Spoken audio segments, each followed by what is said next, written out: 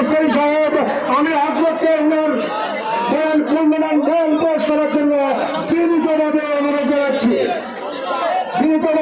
জানাচ্ছি ধন্যবাদ সকলকে। সকলে ধৈর্য সহকারে বয়ান শুনুন, সকলে ধৈর্য সহকারে বসে পড়ুন।